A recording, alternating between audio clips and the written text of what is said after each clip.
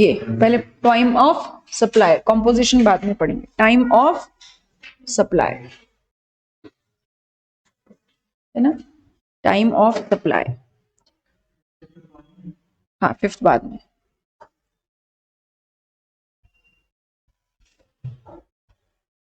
देखिए हमने अभी क्या पढ़ा,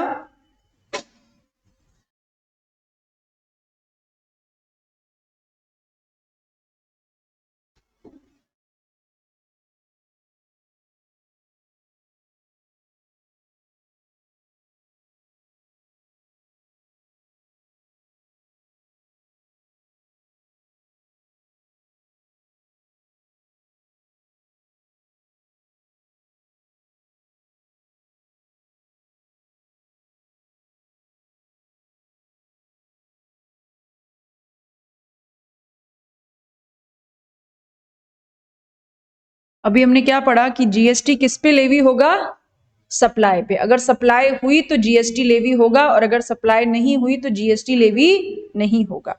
ठीक है, अब हम क्या पढ़ेंगे, व्हेन। ठीक है, व्हेन का मतलब किस समय हमें जीएसटी का पेमेंट गवर्नमेंट को करना है। ठीक है, ये व्हेन बड़ा इंपॉर्टेंट है, और व्हेन ना लाइफ में हमेशा इंपॉर्टेंट होता है। अभी आपने बोथ ग्रुप का फॉर्म भरा, ठीक है, जब तक एग्जाम की डेट नहीं आ जाती तब तक हम घेरप होते हैं क्या?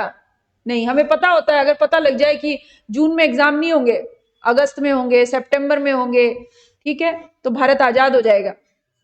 लेकिन अगर पता लग जाए कि 10 जून से एग्जाम है, तो फिर हमारी प्रिपरेशन हाँ बड़े जोर शोर से चालू हो जाती है। तो ऐसे ही हमें ये पता लग गया कि सप्लाई है और सप्लाई पे जीएसटी लगेगा, तो अब अगली इंपॉर्टेंट चीज हमें क्या डिसाइड करनी है कि जो भी जीएसटी लगेगा उसका पेमेंट हमें कब तक गवर्नमेंट को करना है ना, किस समय तक हमें जीएसटी का पेमेंट गवर्नमेंट को करना है। तो अगला सवाल हम क्या ढूंढने वाले हैं, when GST is liable to be, नहीं ऐसा नहीं लिखेंगे, when GST is payable। अगला सवाल, हमें जीएसटी का पेमेंट कब गवर्नमेंट को करना है, यानी हम क्या ढूंढने वाले हैं, what is due date for payment of GST. हम ये ढूंढने वाले हैं कि जीएसटी के लिए क्या होगी ड्यू डेट पेमेंट की, यानी ड्यू डेट का मतलब वो आखिरी दिन जब हमें जीएसटी को सरकार को पेमेंट कर देना होगा, है ना, कब तक हमें जीएसटी का पेमेंट गवर्नमेंट को कर देना है। अब कब तक हमें जीएसटी का पेमेंट गवर्नमेंट को कर देना है, ये डेट लिंक करती है टाइम ऑफ सप्लाई से। ठीक है, time of supply, time of supply का मतलब date when supply deemed to be concluded. ये वो दिन है जब सप्लाई कंप्लीट मान ली जाएगी। सप्लाई कंप्लीट मान ली जाएगी मतलब आपको लगे कि अभी तो इनवॉइस ही इशू नहीं हुआ, आपको लगे कि अभी तो पेमेंट ही नहीं आया, आपको लगे कि अभी तो कंप्लीशन ही बाकी है, कुछ भी लगे, अगर टाइम ऑफ सप्लाई वाली डेट आ गई तो हम मान लेंगे कि सप्लाई कंप्लीट हो गई, इररिस्पेक्टिव ऑफ द फैक्ट कि कंप्लीट हुई है या नहीं हुई है, पेमेंट आया है या नहीं आया है, इनवॉइस इशू हुआ है या नहीं हुआ है, ये मान लिया जाएगा कि supply is deemed to be completed. ठीक है, ये वो डेट होगी जिसे हम कहेंगे टाइम ऑफ सप्लाई। और जिस दिन आपकी टाइम ऑफ सप्लाई निकल गई उसके अगले महीने की 20 तारीख, 20th of the next month, ये क्या होगी, due date for payment of GST. यानी ड्यू डेट निकालना मुश्किल नहीं है, निकालना क्या है, सीखना है, टाइम ऑफ सप्लाई, क्योंकि जब टाइम ऑफ सप्लाई हुई उसके अगले महीने की 20 तारीख को हम कहेंगे due date of payment of GST, यानी अब आपको इस दिन तक जीएसटी का पेमेंट कर देना है। जैसे फॉर एग्जांपल मान लीजिए आपकी टाइम ऑफ सप्लाई आती है 1 जनवरी 2023 को, आपकी टाइम ऑफ सप्लाई आई 1 जनवरी 2023, तो what is due date for payment of GST? इस केस में जीएसटी पेमेंट की ड्यू डेट, वो सब हम बाद में सब सिखाऊंगी मैं आपको, केवल अभी हम क्या बात कर रहे हैं। अगर हमने ये निष्कर्ष निकाला अपने फॉर्मूला से, अपने सेक्शन के कंसेप्ट से कि मेरी टाइम ऑफ सप्लाई आई 1 जनवरी 2023, तो इसके अगले महीने की 20 तारीख, अगला महीना कौन सा? फरवरी की 20 तारीख मतलब 20 Feb 2023 तक मुझे जीएसटी का पेमेंट गवर्नमेंट को कर देना है। अगर मेरी टाइम ऑफ सप्लाई आई 15 जनवरी 2023 तो भी अगले महीने की 20 तारीख, 20 फरवरी 2023। अगर मेरी टाइम ऑफ सप्लाई आई 31 जनवरी 2023 तो भी अगले महीने की 20 तारीख, 20 फरवरी 2023। और अगर टाइम ऑफ सप्लाई आई 3 फरवरी 2023 तो 20 मार्च 2023। यानी जो भी आपकी टाइम ऑफ सप्लाई निकल के आए उसके अगले महीने की 20 तारीख तक आपको गवर्नमेंट को जीएसटी जमा करवा देना है। ये टाइम ऑफ सप्लाई की रेलेवेंस है, क्योंकि टाइम ऑफ सप्लाई पे ही क्या डिपेंड करती है? Due date of payment of GST, यानी कब गवर्नमेंट को आपको जीएसटी का पेमेंट कर देना है। फिक्स है, अगले महीने की 20 तारीख फिक्स है। कुछ सिचुएशन में 22 और 24 भी होगी, हम पढ़ेंगे आगे, पर एक जनरल कंसेप्ट 20। ठीक है, जैसे मान लेते हैं एक ये बीएसएनएल, नाम सुना है आपने? बीएसएनएल क्या करता है? क्या काम करता है बीएसएनएल? नेट देता है, और क्या करता है? सर्विस देता है।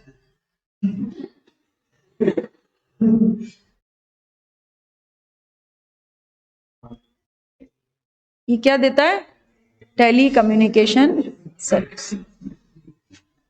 ठीक है, और इनके कस्टमर हैं बाबूराम, रिसिपिएंट ऑफ सर्विस। ठीक है, बाबूराम ने बीएसएनएल का कनेक्शन ले रखा है और से फॉर एग्जांपल मंथ चल रहा है अक्टूबर 2022। ठीक है, यानी बीएसएनएल ने अक्टूबर 2022 की सर्विस दे रहे हैं, तो अक्टूबर 2022 में बाबूराम को। और बीएसएनएल की पॉलिसी है कि मंथ एंड के बाद इनवॉइस कब तक इशू करेंगे?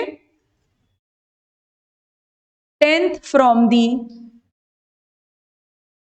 End of the month. इसका मतलब एग्जांपल ले रहे हैं, अगर अक्टूबर की सर्विस है तो बीएसएनएल बिल कब तक इशू करेगा? 10 नवंबर तक। और पेमेंट करना है क्लाइंट को 25th ऑफ दी, क्या बोला मैंने? क्लाइंट को कब पेमेंट करना है जिसको आप बिल दोगे? 20th of the next month. ठीक है, 25th of the next month, यानी अगर अक्टूबर की सर्विस है तो 10 नवंबर तक बिल इशू होगा और 25 नवंबर तक आपको बीएसएनएल को पेमेंट करना है। किसका पेमेंट करोगे? बीएसएनएल का, वैल्यू प्लस जीएसटी बिल का पेमेंट करोगे। ठीक है, 1 अक्टूबर 2022 से लेके 31 अक्टूबर 2022 तक बीएसएनएल ने बाबूराम को सर्विस दी, 1 महीने की सर्विस दी। ठीक है, ये बाबूराम के घर के पास में ना जीएसटी ऑफिसर रहता है, उसको बस यही चिंता रहती है कि जीएसटी कब आएगा। तो 15 अक्टूबर को पहुंच गए बीएसएनएल के पास, बोले वो तुम सर्विस दे रहे हो ना बाबूराम को, उसका जीएसटी जमा कराओ, ये सप्लायर ऑफ सर्विस है, फॉरवर्ड चार्ज लगता है।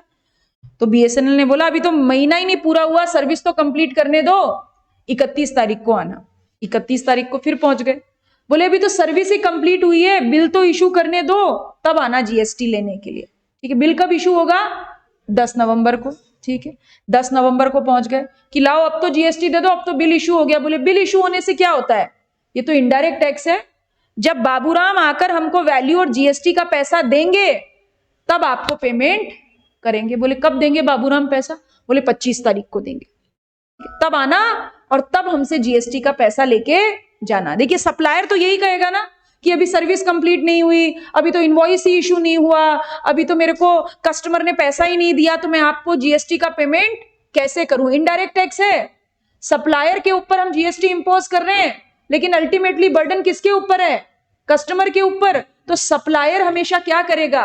अपने जीएसटी पेमेंट को डेफर करने की कोशिश करेगा।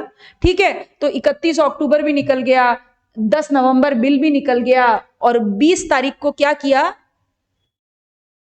बाबूराम ने अपनी बीएसएनएल की सिम उठा के नदी में फेंक दी। इनका गर्लफ्रेंड से ब्रेकअप हो गया, बार बार फोन कर रही थी, इन्होंने सिम उठा के नदी में फेंक दी। अब कौन बाबूराम? किसको पकड़ेंगे? कोई बिल का पेमेंट नहीं आया, और बीएसएनएल ने हाथ खड़े कर दिए कि वो हमने सर्विस तो दी थी, बिल भी दिया था, लेकिन कस्टमर ने तो हमें जीएसटी का पैसा ही नहीं दिया। ये तो इनडायरेक्ट टैक्स है ना, कस्टमर हमें जीएसटी देगा तब हम आपको जीएसटी का पेमेंट जमा कराएंगे। कुल मिला के यहाँ पे नुकसान किसको हो रहा है? गवर्नमेंट को। गवर्नमेंट का टैक्स डेफर हो रहा है। गवर्नमेंट कहती है ये बंद करो सब नाटक, हमें लेना देना नहीं कि तुम सर्विस कब कंप्लीट करोगे, तुम इनवॉइस कब इशू करोगे, तुमको पेमेंट कब आएगा, सब खत्म।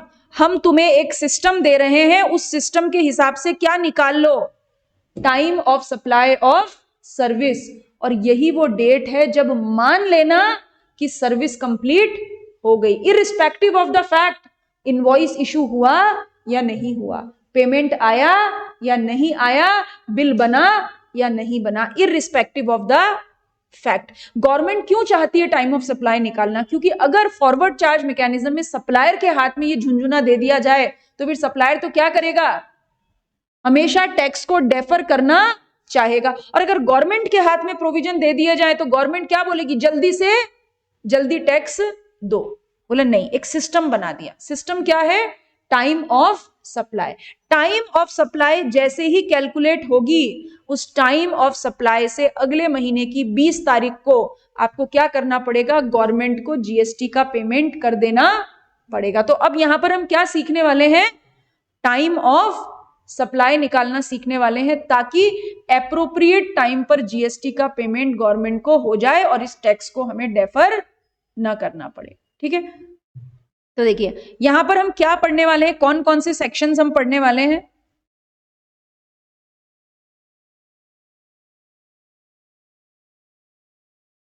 इस चैप्टर में हम 3 सेक्शन पढ़ेंगे।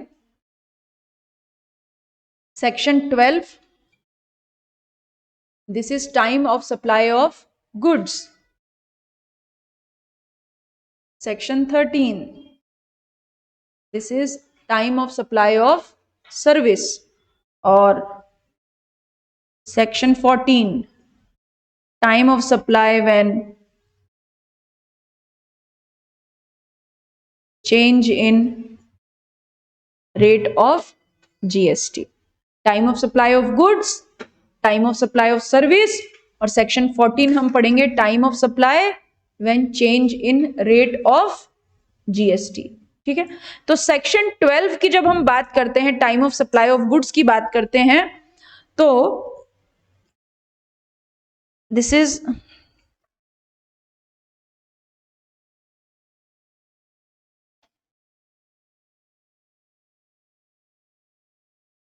ठीक है, और यहां पे हम बात कर रहे हैं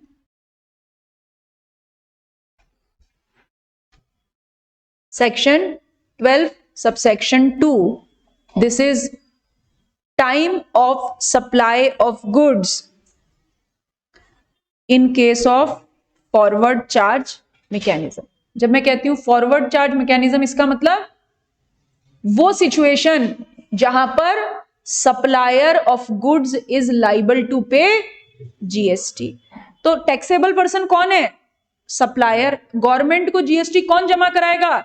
सप्लायर। तो सही समय पे जीएसटी जमा हो, ये भी किसको चिंता? सप्लायर को। और टाइम ऑफ सप्लाई की चिंता भी किसको? सप्लायर को, क्योंकि फॉरवर्ड चार्ज मैकेनिज्म में he is liable to pay GST to the government, है ना, he is liable to pay GST to the government. तो सेक्शन 12 कहता है कि time of supply of goods under forward charge mechanism. 12 subsection 2 में क्या सिखाएगा? फॉरवर्ड चार्ज मैकेनिज्म में time of supply of goods हम कैसे कैलकुलेट करेंगे? क्या सिस्टम?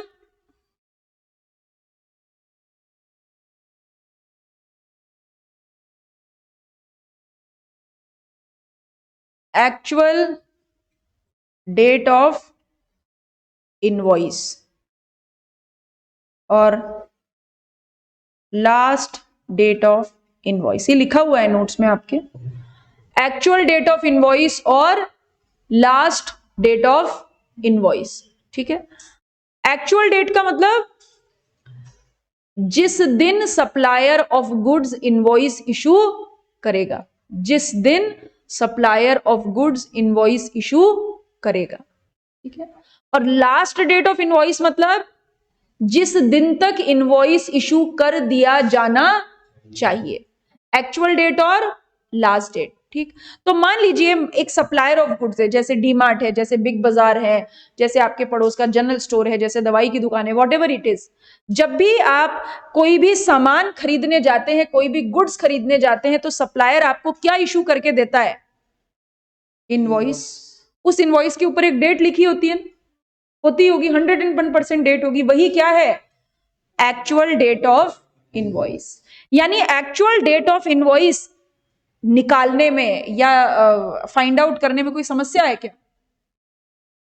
नहीं, कोई समस्या नहीं, बिल्कुल ठीक। वो तो एक्चुअल है, वो तो लिखी ही रहेगी, उसमें तो कोई कंफ्यूजन है ही नहीं। तो सप्लायर के इनवॉइस पे जो डेट लिखी है वही क्या है?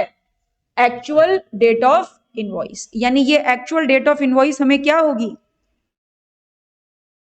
अवेलेबल होगी। हमें कैलकुलेट क्या करना है? Last date of invoice. तो मेरे सामने दो डेट होगी, एक एक्चुअल डेट और एक लास्ट डेट, और दोनों में से जो डेट भी पहले आ जाएगी वही क्या हो जाएगी मेरी? Time of supply of goods. इसको क्या हो गया? जरूरी नहीं है। लास्ट डेट, हमने ये सीखा ही नहीं अभी तक, लास्ट डेट क्या होती है? एक्चुअल डेट और last date whichever is earlier, दोनों में से जो भी पहले हो जाएगी वही क्या मान लेना है आपको? Time of supply of goods, है ना। पहले हम प्रोविजन समझेंगे और उसके बाद इसका क्वेश्चन भी करेंगे। देखिए लास्ट डेट क्या होती है, हम क्या सीख रहे हैं? Last date of invoice. दो तरीके की सिचुएशन हमारे सामने होगी।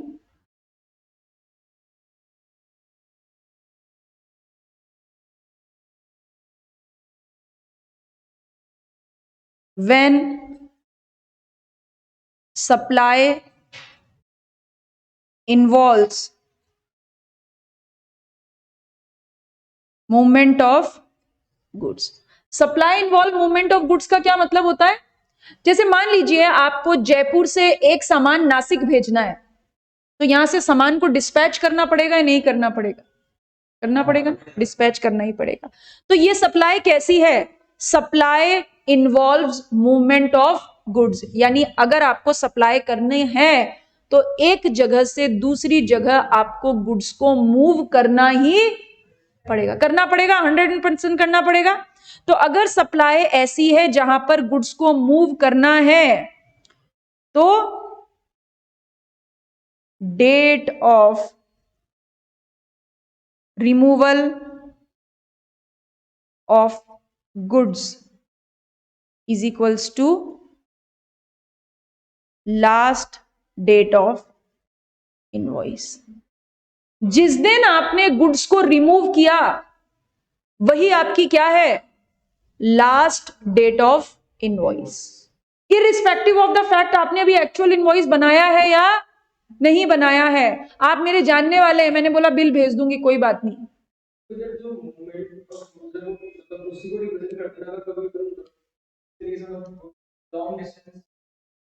हाँ, क्यों लॉन्ग डिस्टेंस क्यों? अगर मान लीजिए जयपुर की जयपुर में भी अगर आपने ये बोला है कि मुझे गुड्स आपके घर पे डिलीवर करना है, तो goods involve movement of goods.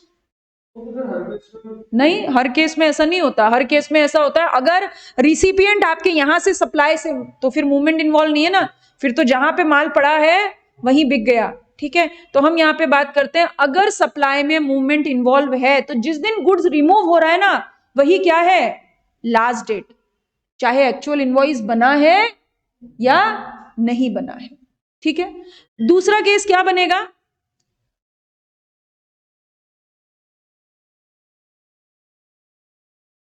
Supply when supply doesn't involve movement of goods। Supply कैसी है, जिसमें मूवमेंट शामिल नहीं है। मूवमेंट शामिल नहीं है मतलब माल मेरे गोडाउन पे पड़ा है, आपने बोला मैं गोडाउन से माल आके उठा लूंगा, तो मैंने कहीं पे गुड्स को मूव, जहां पड़ा है वहीं बिक रहा है। उस सिचुएशन में date of goods available to recipient of goods is a last date of invoice. जिस दिन गुड्स रिसिपिएंट को अवेलेबल हुआ वही क्या हो जाएगी, लास्ट डेट ऑफ इनवॉइस, वही क्या हो जाएगी, लास्ट डेट ऑफ इनवॉइस। और हमें कंपेयर किसमें करना है, एक्चुअल डेट और लास्ट डेट, दोनों में से जो भी पहले हो जाए वही क्या है, time of supply of goods, वही क्या है, time of supply of goods. किस केस में, जब जीएसटी कैसे पेमेंट होना हो, फॉरवर्ड चार्ज मैकेनिज्म। ठीक है, एक क्वेश्चन करेंगे और फिर क्लास खत्म करेंगे।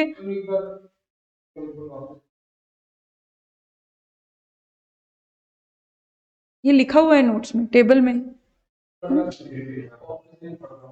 अच्छा ठीक है,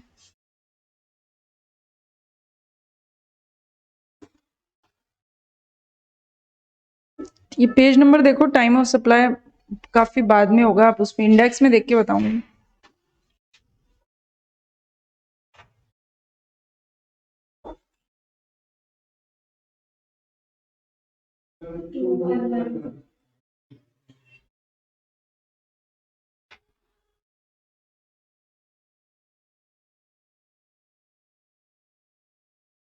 टू वन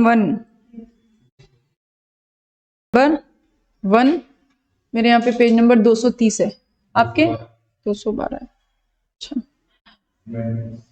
तो example number 1, P of Chennai supplies goods to B of Bengaluru, है ना, पी चेन्नई के हैं और गुड्स सप्लाई कर रहे हैं बेंगलुरु को, तो ये पी कौन हो गए, सप्लायर ऑफ गुड्स, और बी कौन हो गए, P has to send the goods for delivery from Chennai to Bengaluru. P को गुड्स भेजना पड़ा कहां, चेन्नई से बेंगलुरु। इसका मतलब क्या हो गया, पी को गुड्स भेजना पड़ रहा है चेन्नई से Bengaluru, goods involve movement of goods, है ना, sorry, supply involves movement of goods, ये सप्लाई एस जिसमें मूवमेंट शामिल है। ठीक है, P sends the goods to B on 30th October.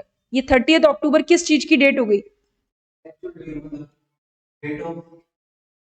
Actual date नहीं, ये डेट ऑफ रिमूवल है, ये रिमूवल है, मतलब ये कौन सी डेट है, लास्ट डेट। गुड्स किस दिन डिस्पैच हुआ है, 30 अक्टूबर को, तो ये रिमूवल की डेट हो गई ना, तो ये कौन सी डेट हो गई, लास्ट डेट ऑफ इनवॉइस। और पिछले साल का टर्नओवर दे रखा है, इससे हमें कोई लेना देना नहीं है, और आपको टाइम ऑफ सप्लाई कैलकुलेट करना है। तो देखिए ये कौन सी हो गई, टेबल दे रखी है, रिमूवल है, रिमूवल की डेट मतलब लास्ट डेट ऑफ इनवॉइस, और ये क्या है, एक्चुअल डेट ऑफ इनवॉइस, है ना। बस बाकी इससे इससे इससे और इससे हमें कोई लेना देना है ही नहीं, हमें कंपेयर किसमें करना है, लास्ट डेट और एक्चुअल डेट। पहले केस में टाइम ऑफ सप्लाई, पहले केस में time of supply 30 October, which ever is earlier. ठीक है, दूसरे केस में time of supply 30th October, which ever is earlier, और तीसरे केस में time of supply 28 October, which ever is earlier. ये प्रोविजन गलत दे रखा है, इसे ठीक करना है, 28 अक्टूबर, विच एवर इज अर्लियर। ठीक है, बहुत सिंपल है। ठीक है, बस थोड़ा सा प्रोविजन को दिमाग में हार्मोनाइज करना है, एक्चुअल डेट और last date, whichever is earlier, दोनों में से जो भी पहले होगा, एक्चुअल डेट और last date whichever is earlier. ठीक है।